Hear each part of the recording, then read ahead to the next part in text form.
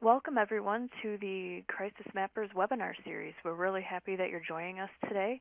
We'd like to note that this is going to be recorded, so if you've called in, please be sure to mute your microphone for us.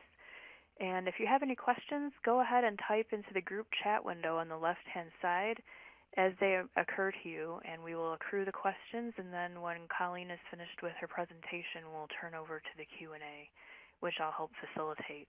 My name is Jen Zimke. I'm co-founder of the Crisis Mappers Network.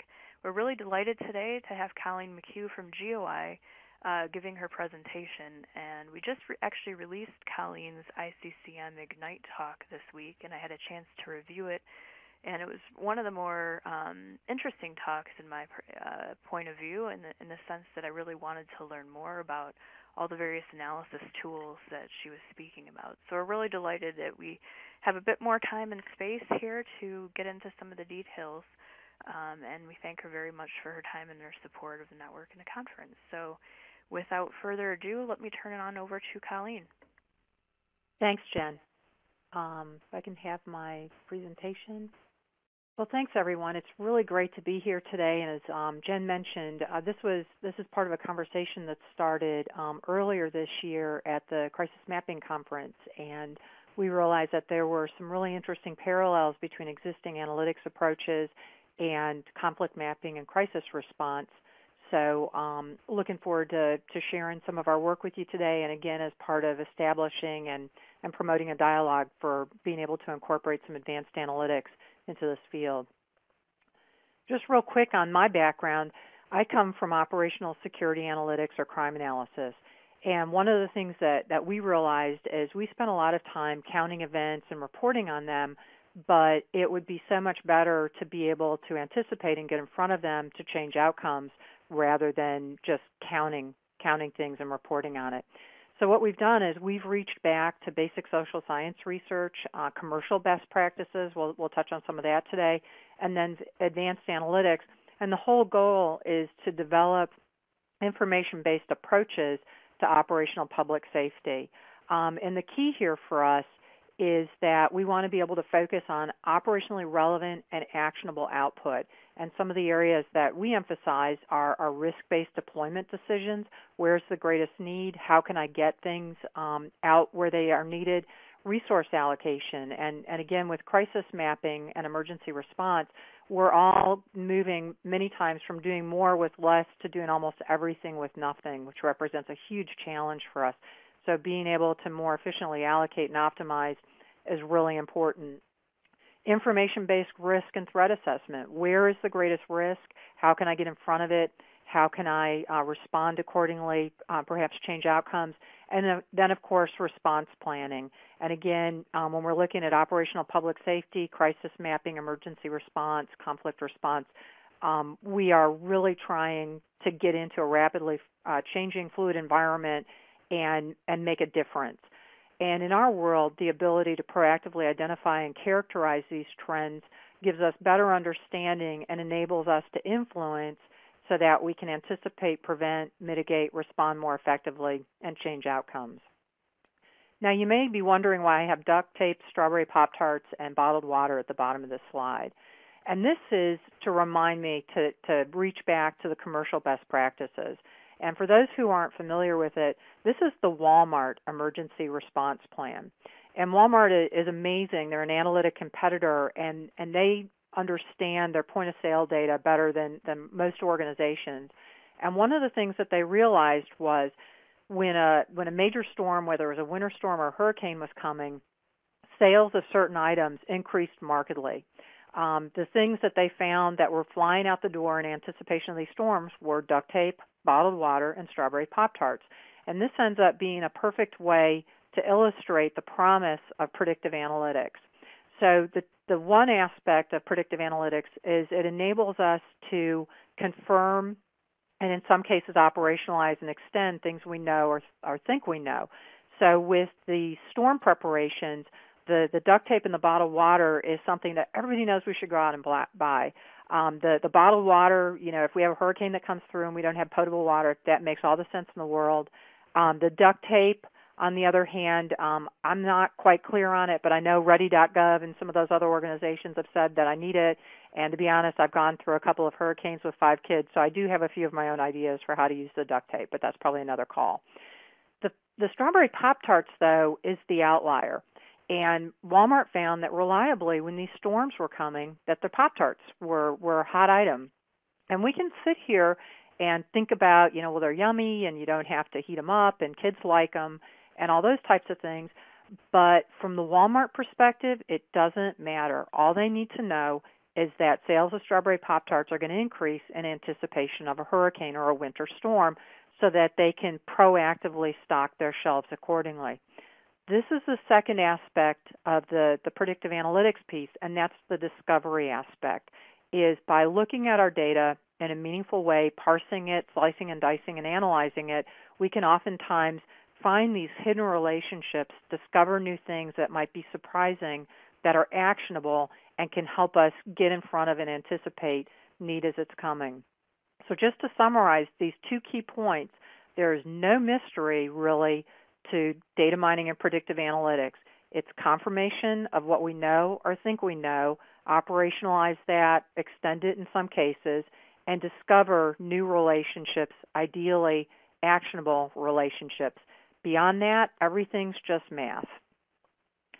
So as I mentioned, Jen and I started talking about this last fall, and I was in a great session on the analysis of big data, particularly looking towards early warning, response, and conflict prevention. And the moderator of the session put forward 3 elements that were going to be required. One was data access and treatment, and by treatment I mean processing, recoding, manipulating the data, getting it ready for analysis. The second element is analysis, or sometimes referred to as sense-making. What can we learn that's meaningful from the data? And then the last are these technical and institutional requirements, making sure that our data and our analytic response matches the end user needs. That aligns very well with what we know about security analytics, but one of the themes that emerged in this conference was the idea of crisis mapping and conflict mapping is unique in some of the requirements and constraints, and a lot of that goes back to data privacy and security. And when we start to think about Ushahidi and some of the really innovative, forward-thinking groups that have been involved in this, mapping information and trends and patterns in response to election violence, some of the earliest work in this area, those can be very sensitive data. So always keeping in mind that we don't want to harm the people that we're supposedly going in to help, and keeping this data privacy and security issue first and foremost. So as I said, we see a lot of parallels in the model that was proposed at the crisis mapping meeting. And if we look here, I've got a number of different analytic process models in this table, starting from left to right on the intelligence cycle. We start out with needs. What do we need to know to answer the questions? What are the important questions in my area? We collect our data. We do some processing of the data, analysis, we give it out to people, and we get feedback, and the feedback frequently reaches back and guides future needs. It's very much an iterative process. If moving over to the right, the cross-industry standard process for data mining, or CRISP-DM, came out of industry about 15 years ago, very similar. Where do my data come from? How can I prepare it to analyze it? I've got a modeling step. I'm going to evaluate the output, and then I'm going to send it back to my end users. Another company came in with something called SEMA, which is, again, I'm going to bring my data in, I'm going to manipulate it a little bit, I'm going to use some modeling techniques, and evaluate the outcome. Pulling from those 3 models, we created something that we use in crime analysis called actionable mining and analysis. And this is, again, extension of analytic best practices with incorporation of additional steps that take into account the unique requirements and constraints of crime analysis. A lot of that goes back to our data were collected often for other reasons. They need some special processing. Oftentimes the data we need aren't available, so we need to find some end arounds. There are unique things that we need to keep in mind as we evaluate our products. And then finally, we need to be able to give them to a forward deployed end user who can immediately use this to inform their decision making. So as you look to the far right, what I've done is I've taken the proposed model that came out through the Crisis Mappers meeting and paralleled it, started to align with these existing analytic process models. So moving forward, this is the actual mining and analysis model that we use in crime analysis, extended somewhat to accommodate these unique requirements and constraints that we see in conflict mapping and crisis response. So we would put this forward as a proposed analytic process model for this community. And I've put most of the work that I'm going to talk about today and the concepts are in a textbook that I've written for crime analysis, and I will flag with the little Crisis Mappers icon things that are unique that we will need to add to make sure that this process model aligns well with the conflict mapping and crisis response community. So let's go through this model step by step. So the first thing that we need to do is set up a question, the challenge that we're facing. In other words, it's finding that word problem that's embedded in the problem space. I've listed a number of different things, but it can be as open-ended as I have all of these social media data resources. Is there anything actionable in there I know that there have been a series of attacks on refugee populations in Central Africa. What are the leading indicators that I can use to surface and perhaps get in front of these attacks and keep people safe? Generally, we're going to be trying to surface or characterize risk or threat. We very much want to be able to anticipate actionable trends and patterns so we can, in a perfect world, prevent or thwart. If we aren't able to do that, particularly with natural disasters, to be able to respond more effectively and manage the consequences better. Those would be goals. We also want to optimize resources. Again, we're almost always working in a resource-constrained environment. We have a few people responding, we have limited resources, and we have a large victim population. How do we optimize those to get the most material to the people who need it most? And the ultimate goals are to be able to anticipate so we can prevent, thwart, respond more effectively. And in our experience, we found that it makes a lot of sense to have an integrated team where your analysts and your operators, your forward deployed humanitarian workers, operational personnel are working together. The more operationally relevant the analytic output, the better the information that will be collected, the more structured and specific the questions will be, and the better the data will collected will be. So we end up with this wonderful feed-forward cycle where all of the folks on the same team are working together, and the analytic products are much more actionable as a result. The next step is the data collection and fusion. And it goes without saying, but because it's so important, we need to put this first and foremost.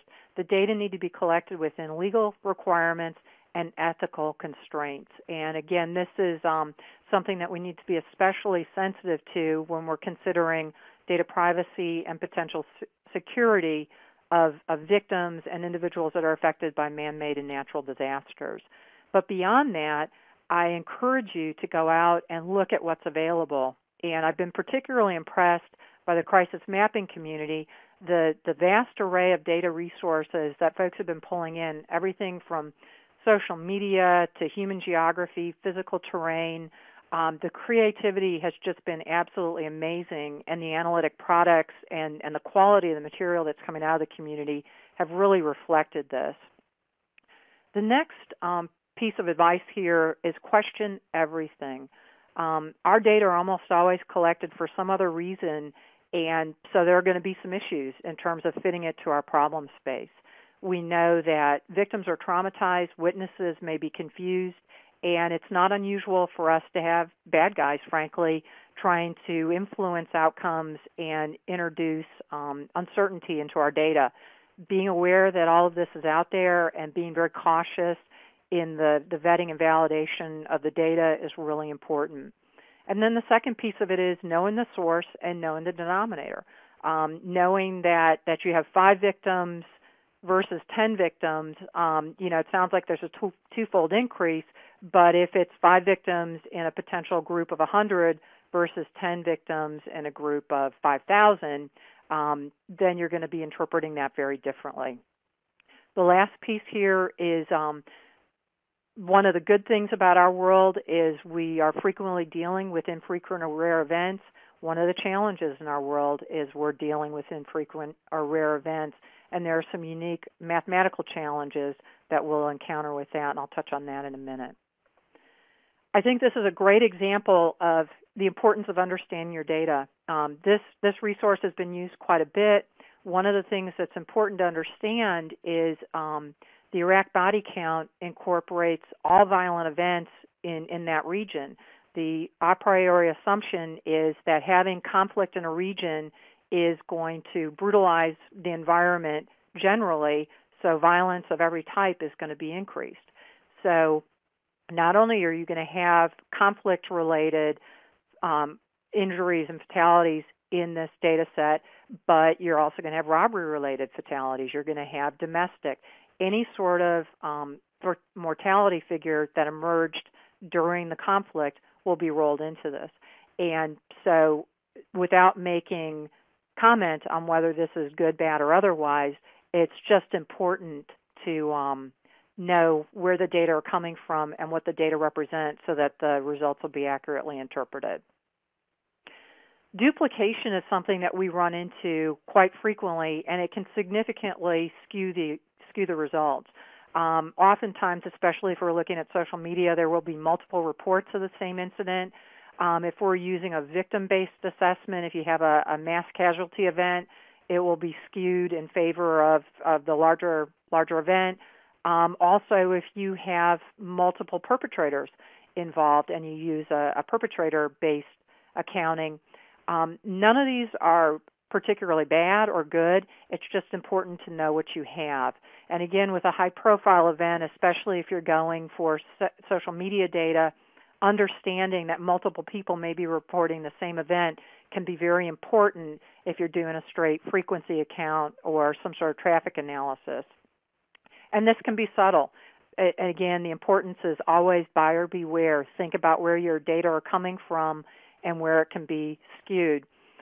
Also, we know that especially with social media, people are very savvy now at manipulating that. And we'll touch on an example of that in a minute, but understanding that people can over-report things if they want to increase awareness or somehow skew interpretation of the results. And then finally, something that's people who do statistical analysis are aware of is you can have collinearity in some of the variables that you're looking at. And that's just another way of saying you can have multiple measures going back to the same underlying concept, just being aware that these can be subtle and they can influence outcomes. And then, as I mentioned before, infrequent events. One of the things that after the piracy event with the Maersk, Alabama, everybody became concerned about maritime security. And that can be a particularly challenging area to look at because of the high volume of traffic in the area. So just looking at the Gulf of Aden, for example, the number of passages through that body of water are significant. And while piracy is increasing compared to a few years ago, looking at the frequency of those events, roughly 0.5% of all passages through the Gulf of Aden are victims of piracy attempts. And so if you're on a cargo ship going through that body of water, that's encouraging. But if you're trying to statistically model it, it can be particularly challenging. And an extreme example of this is I can create a model that says a vessel going through the Gulf of Aden will never be attacked, and I will be correct 99.5% of the time. From a model accuracy perspective, that would be enviable. But in terms of being a meaningful analysis, that would be worthless. That would be kind of the analytic version of a tree falling in the woods. No one could hear it, they wouldn't be able to use it, and it would have no value. And we'll address this point when we look at the model validation, but it's always important to remember that these infrequent events can be particularly challenging if we're trying to create models. The next step we're going to do is what's called operationally relevant preprocessing. And this is going in and recoding our data, time, space, and the nature of the incident or the threat. And particularly as we're thinking about crisis mapping, location adds tremendous value to our data, especially if we're going to be giving our analytic products to operational end users, because we can effectively give them output that says, go here now and expect this. And they can set their tactics and strategy accordingly, almost like a treatment matching approach. It gives them a level of insight and understanding that can be really important. The next piece of that is variable selection. And again, when I first started doing this work almost 20 years ago, I started modeling closed cases. I was modeling homicide and violent crimes using old case material. And we came up with some highly accurate, very predictive models, but the real challenge there was some of the input variables were suspects. And in crime analysis, we're almost always trying to figure out who did it. And so if we take that information away, the modeling is much more challenging. Similarly, in crisis mapping, there's been some great work done modeling leading indicators. For example, I saw some great work coming out of UN Global Pulse, where they were able to look at mobile phone purchasing behavior and how people bought their time and how that related to current economic conditions as well as anticipated changes. Great models, but then the question is, can we back this out a little bit and use it with incomplete data to model things that are likely to happen, where things are going, whatnot.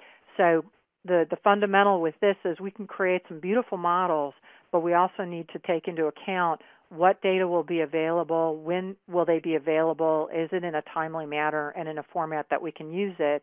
If it's not, then we can't consider that. And a lot of that is just domain expertise, working with end users and people who understand the problem space.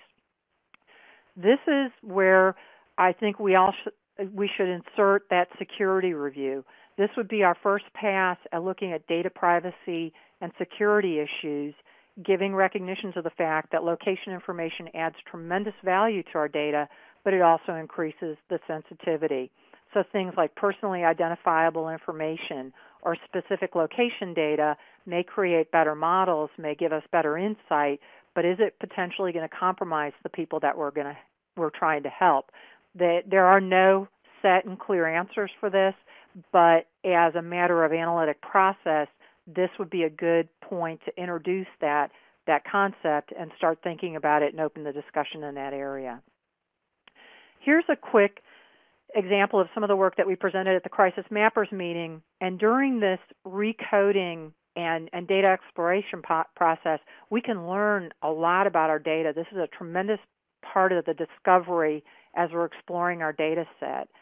This is an example of some work that we've been doing on the Lord's Resistance Army, trying to model attack patterns so that we can potentially get in front of the attacks and prevent them and keep people in the region safer.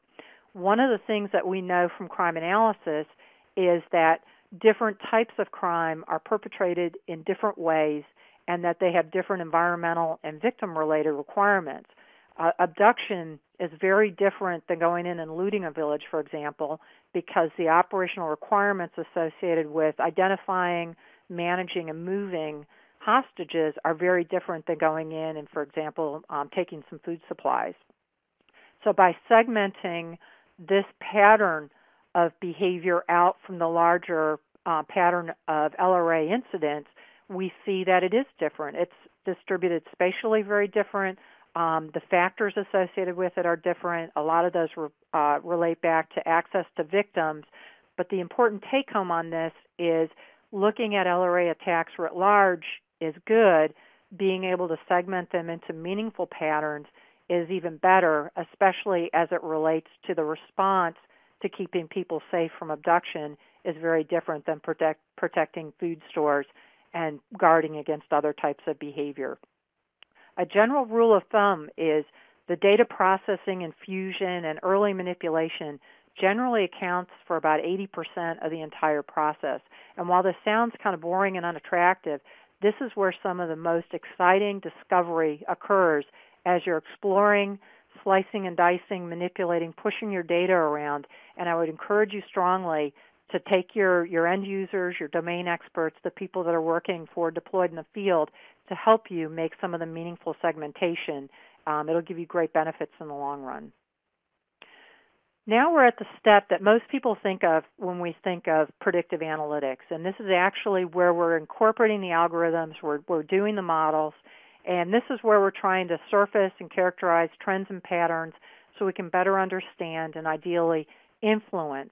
There are a variety of different techniques. I'm going to touch on a few today, but I would encourage you, there's a saying, and this will come up later, but if all I have is a hammer, everything looks like a nail. And in many cases, people have their favorite software, and they stick with it, and it sometimes limits them from really letting the problem guide the solution. I would encourage you to think of becoming a master carpenter, so you can use whatever is available. You can truly fit your approach to the problem space, and it also enables you to be ready and able to acquire and effectively use new things as they're being developed. And again, new data sources, new analytic techniques are coming online every single day. Be prepared to be able to effectively adopt and exploit those, and your end users and the folks that we're trying to serve and help will benefit accordingly. This is an example of some work that we did on social networking data from TraverseSquare, and this highlights a number of different approaches all rolled into the analysis of the same problem space. So as you look to the left, the trend monitoring, this is just basic frequency analysis, a traffic analysis. We're counting the amount of tweets as an expression of active interest in the TraverseSquare protests. We can put in additional concomitant events, for example, dropping in when Hosni Mubarak resigned, perhaps some other actions to provide context that could support our interpretation of the results. But these are basic descriptive statistics, nothing fancy here, and this is something that almost everyone can do and is a great first pass to explore your data. As we move further to the right, we have the ability to start exploring the data a little bit further. We can do some geolocation of the data. So who was actually in TraverseSquare, who was in Des Moines, Iowa, saying they were in TraverseSquare. These can be really important information to add value to our understanding and interpretation.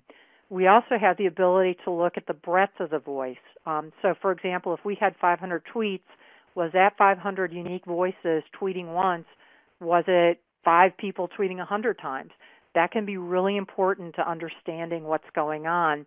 Those are more intense mathematical operations, but nothing terribly fancy or outside the reach of mere mortals.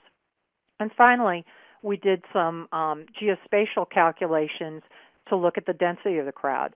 So we know that understanding how crowds are forming, how they're building, how tightly are they packed, they change in form and in some cases dangerousness based on that. So we can use some more specific, more complex statistical modeling to be able to get a handle on that so that we can better respond.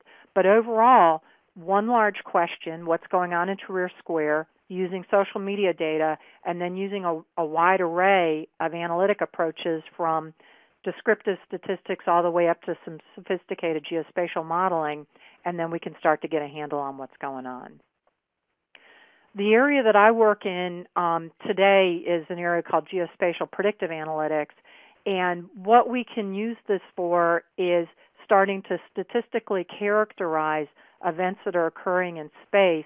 The underlying assumption is that these events are not uniformly or homogeneously distributed. They cluster in some ways depending on where people live, offender preferences, place preferences, where potential victim populations are located. We can look at larger factors like concentrated disadvantage and poverty, lack of access to resource, all of those types of things.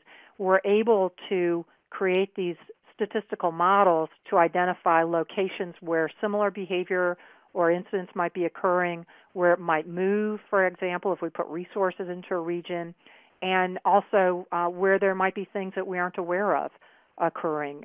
With a lot of the things that we're looking at, there are the challenges that we know about and those that are unreported or underreported. So again, this takes us from counting and reporting to better understanding so we can get in front of things and potentially change outcomes. And finally, it also helps us make some information-based decisions, not only in terms of how to allocate across time and space our resources, but the better we can understand the problem space, we can start to align our tactics and strategy accordingly. This is a quick overview of the model that we use. So we take spatial event data, so those are events that we know about. We incorporate human geography, physical geography, and we roll them into a statistical algorithm. And the key here is we use good analytic tradecraft, analytic process that we've been talking about, and then domain expertise. The people who know the ground truth can help us vet and validate the models. And then finally we get the output, the geospatial insight. Again, using the mapping environment is an outstanding way to convey these very complex statistical relationships in a way that end users can review the material, understand it, incorporate it into their decision process, and make information-based decisions. So going back to the LRA, this is an example of the type of output that we can generate using this approach. This is a model based on data up through about the spring of 2011, and the important thing to understand here is this is not a depiction of what happened.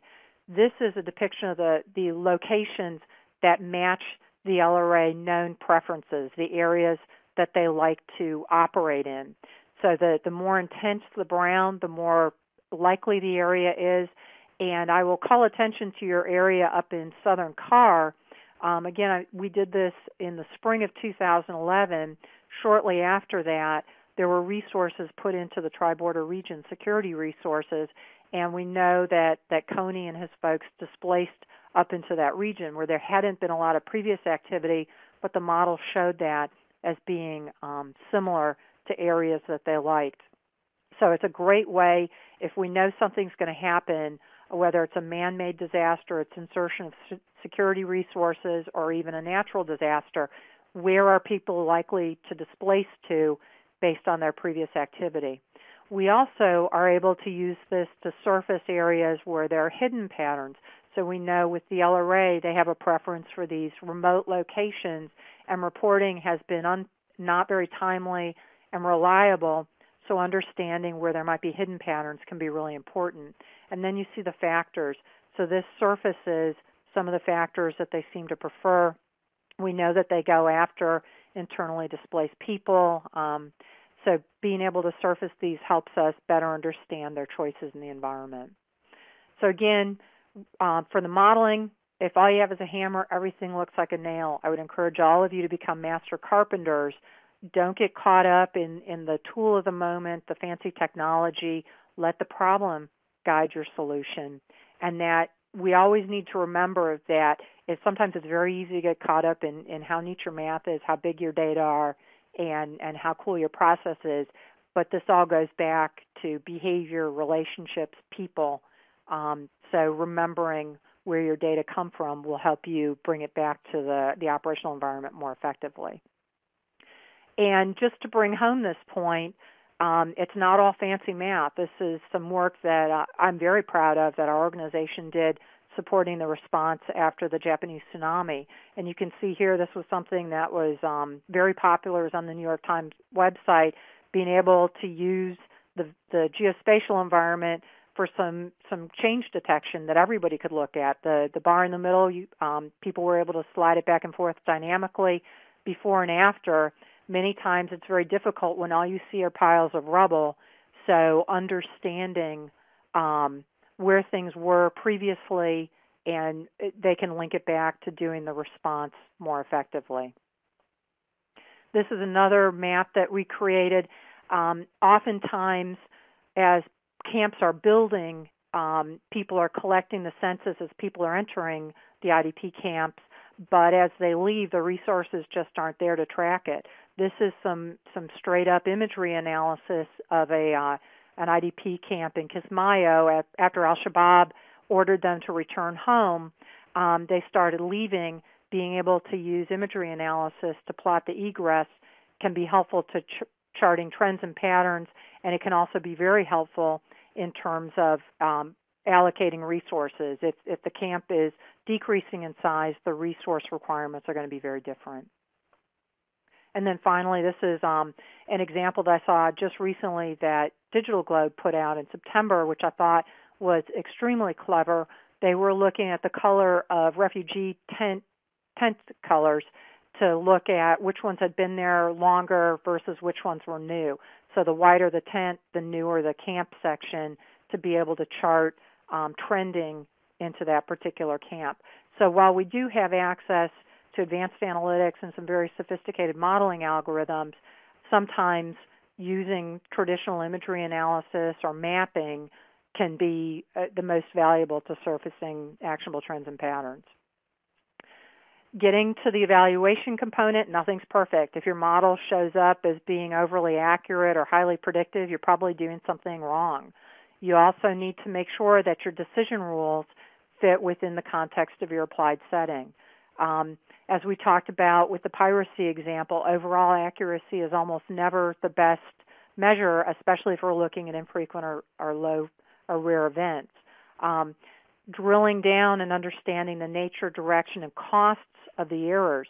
What happens if I do a false positive and send all my resources to the wrong place versus what happens if I miss something? And again, there are no perfect answers. It's understanding your problem space, working with the end users, the people that are forward deployed, to understanding what is going to be more consequential. And the models can be adjusted to shift in favor of some types of errors. And then we always need to balance the accuracy and the interpretability of the models. There are some excellent black box modeling approaches, but mere mortals can't interpret them, and they're very difficult to use in the operational setting. So we have to balance that. And again, this is a great place to revisit the data privacy and security considerations. After you put everything together and you're thinking about deploying it, where is my privacy at? Am I identifying individuals? Am I putting populations at risk? And here's a great example of that. With the social media, the rob my home concept, people are putting out where they live, they're tweeting when they're out for dinner or going on vacation. We want to make sure that we're not doing the same thing for some of the populations that we're responding to. We do not want to create risk for those we're trying to help by inappropriately releasing information that could compromise them. And here's an example, again going back to our LRA assessment of a traditional accuracy assessment. In the brown and yellow region is where the model predicts that future events are likely to occur. The little dots were attacks that occurred after we created the model. This is one of those mixed blessings. The model was accurate. It reliably predicted locations of the future incidents. Unfortunately, there were future incidents, and in a perfect world, we would get in front of those and eliminate or significantly reduce those. And the last element of the analytic process model is the output needs to be operationally relevant and actionable. We want our end users to be able to incorporate their tacit knowledge and even extend from the analysis. And again, in the geospatial environment, we can incorporate all kinds of great things from satellite imagery to 3D models, LiDAR, that further enhance the output. This is when I first started out doing it. This is the type of output that I had. I was giddy because it was accurate and reliable and very effective, but no one could use it. These are the same data. In a mapping environment, location matters. Being able to take the output, putting it in a mapping context is game-changing, particularly when we're trying to get in front of these things and change outcomes. Here's another example. We're particularly excited about the GeoPDF environment. This is a very busy map, but it's to illustrate we can put all of our complicated and segmented output in the same environment, and the end user can turn these on and off at will to explore how does the looting relate to the abductions, where are people getting killed in the process, how can I get in front of it. This supports this multidisciplinary, transdisciplinary collaboration and discovery. Similarly, we've been working with another company called MapBox, being able to put it out in a web-enabled interface. Again, this is very complicated cost surface modeling, but showing how can people get to new water wells that they're considering placing, making sure that they don't have impassable locations or environment that they can't get through, putting it out in this visual environment enables them to interpret some very complicated geospatial calculations in an operationally relevant manner. And then this is another assessment that we did, putting the predictive analytics in the imagery environment, enabling the end users to drill down and understand the environment. And then up in the left-hand corner is a Viewshed, which further enhances the output. To sum on the modeling side, there's no perfect algorithm, solution, technology. It's important to be an informed consumer and let your process, not your technology, drive the approach. There's no such thing as a free lunch. The more generalizable your model is, the less specific it is, and it loses value. On the other hand, the more specific it is to a unique problem space, the less likely you are to generalize it. So balancing the approach, there's always kind of that sweet spot, and it's going to be different for every problem, but let your problem guide your solution. And to summarize, in our experience, reporting, collecting, and compiling data are important, but they're not sufficient to really giving you the insight that's necessary to truly understanding your problem space and being able to get in front of it and influence it. Ideally, we want to move from chasing things around to solving problems. We also reach back heavily, commercial best practices, social science research, crime analysis. All of these areas can contribute to our understanding for conflict mapping and crisis response. And ultimately, being able to use these geospatial approaches enable us to optimize our increasingly scarce resources, make timely information-based security decisions, anticipate, prevent, mitigate, respond more effectively, and change outcomes for those we serve. Chance truly does favor the prepared mind, and we look forward to answering questions now. Great. Thank you very much. I assume everyone can hear me. Let me know if you can't. And please do type any questions you might have for Colleen in the left-hand corner. I have a few questions to get us started. Thinking back to the LRA factor analysis map that you had, Colleen, I was wondering if the IDP camps were actual camps or sort of ones predicted by the model that might be there in the future. And then I just wondered if you could drill down a bit more on the actual assumptions and method behind the factor analysis approach in that map. In other words, just is it sort of a machine learning idea where you're training on existing incidents in order to get an estimation of where things might be in the future, and sort of what are the basic assumptions of that model in particular? I know that you're saying to caution us to sort of not hammer everything that we have and assume everything is a nail, but I'm still nevertheless interested in that approach. In answer to your first question, with the IDP camps, we did a little bit of both because we knew that the LRA and the IDP populations engage in this subtle dance, if you will, throughout the region. So when we were modeling the LRA activity, we used known IDP camp locations to be able to create the model in terms of how they responded to it and how they followed those folks around. We did do a second analysis because we knew that they were such an important factor in the LRA activity, where we took known IDP camp locations and then created models of where they might go in the future. Again, to be able to get in front of if something bad happened in a certain region and they were displaced, where would they likely go? How does that align with known place preferences for the LRA? And would there be any way that we could intervene to perhaps put them in a safer location or anticipate where they might go to increase the security in that location? So the answer is we did all of the above, a little bit of both, and created a multifactorial analysis relating to how those two groups interacted. The model that we used, it generally falls into a category of what's termed supervised learning algorithms. And that basically meant that we had known events that we were trying to model and train the model, train our algorithm on going forward. So what we did was, with known events, we were able to create a statistical model of that and apply it to new space. The real benefit to that, from my opinion, over traditional kernel density mapping or some of the contagion modeling is it enables you to identify non-contiguous locations. And what that means is we know many times that, for example, with the LRA, if you put security assets into the region which tend to repel them, they aren't just going to move next door. Oftentimes they're going to jump to the next favorable location, almost like a bubble under the carpet. And that's something that we see with crime all of the time. As you see a pattern of burglaries, for example, you put heavy patrol into that area, and the bad guys will jump to the other side of town or even maybe the neighboring town. Being able to model those locations can be enormously valuable. So that's the approach that we use, and it's generally called a rule induction model, which creates a set of decision rules that we can then apply going forward.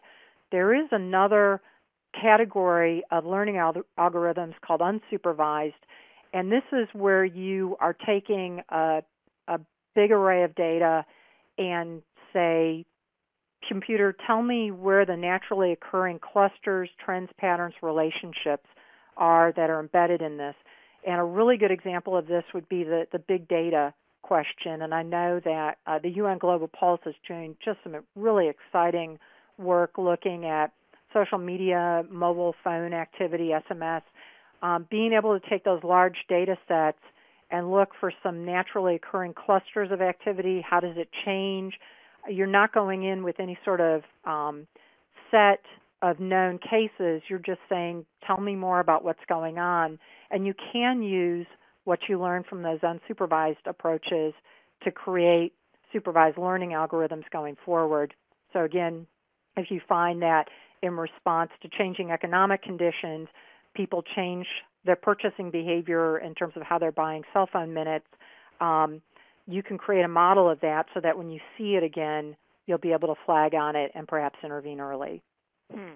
Yeah, that's very interesting. I'm personally really interested in the conflict mapping, and in particular how endogenous to the conflict one event A affects event B, right? So maybe a type of event, like a battle event, might affect a massacre event, or a previous event in that place might affect a neighboring event. So is there something you could tell us a bit about how you incorporate time into this and sort of endogeneity across different categories, and how, maybe some of the challenges that poses from a modeling perspective? Time can be incorporated in a number of ways, and again, that goes back to the recoding step. So you can look at time as a continuous measure. I'm a big fan of creating temporal sets, if you will, particularly if you can link them back to events or seasons, or, with crime analysis, again, the crime trends and patterns are very different on weekends than they are on weekdays. They're very different at night than they are during the day. We know with some of the crisis mapping, the conflict mapping, elections can be very important triggering events, religious holidays. So we would incorporate those, again, working with the subject matter experts and some of the folks that have the best ground truth to pull those in. Getting back to some of the other variables, physical terrain and human terrain interact oftentimes in some very subtle ways, and they can exert, in some cases, diametrically opposed influences. So you can have certain features of the environment that might be attractive to bad things happening. So, again, when you have large numbers of displaced people, there are all kinds of concentrated disadvantage associated with those environments that can be very attractive to not only taking advantage of those folks and engaging in predatory behavior, but also recruiting, a variety of other things. On the other hand, you can have some very powerful resilience. And so some of the things that I've been following there are some great programs in Sudan, South Sudan, where they have these very disparate religious groups rebuilding in the community. What does that say about the resilience in that community, the social efficacy, the ability of all of them to work together? And then it's always important to roll in the physical geography. So are there deprivation cycles? The example with the water wells, can people actually access the water well that they're considering? In the one case there was a body of water that flooded in the spring. Those are all things that need to roll in, and it comes back to we're looking at a very complicated problem space that includes subtle interactions between people, predators, potential victims, and environment, and being able to statistically model it gives us better insight and opportunities for influence. Great. Charles is asking in this chat window here, what kind of skills or training we need in order to create reliable models? And I have a similar kind of question to tack on to that, which would be any advice or recommendations you might have for how people in the sort of crowdsourcing community that might be doing an instance with Ushahidi might help collaborate and find links with the sort of scholars like you that could sort of ably use this data as well, and sort of form relationships and perhaps communities around the analysis piece. So the approach that we've taken is it's not even multidisciplinary, it's transdisciplinary is a new word that I've just learned that I think makes a huge amount of sense in this space. And if you recall when I showed the slide that had our model, we incorporate subject matter experts, people who know the problem space, know how to vet and validate the input data as well as the output. We also incorporate skilled geospatial folks, people with a statistical background, and we have found that those transdisciplinary teams all focusing on the same problem space with a common solution in mind come up with the most innovative, meaningful responses that represent the best fit for the problem space. And so I would recommend to the folks that are interested in doing this that you get the people that are working in the field, get them on your team. You get a good statistician, someone, a data miner, for example. Get your geographers and have them all work together on this common problem space, and that's where you're going to get the most complete, meaningful, and accurate solution. Great. I see a few people are typing, so maybe we can hold just a minute. They stopped typing. Okay. Well, I think we have time for one more question if anyone has one they'd like to type in.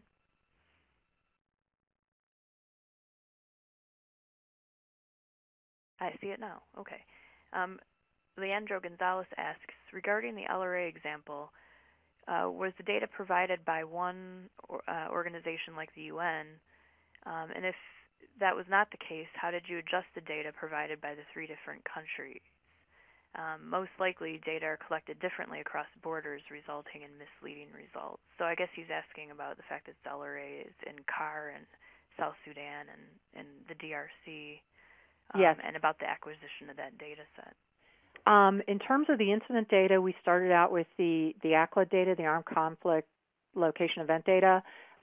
We can enhance it with like the UN OCHA data, and then we also reached back to Invisible Children Resolve.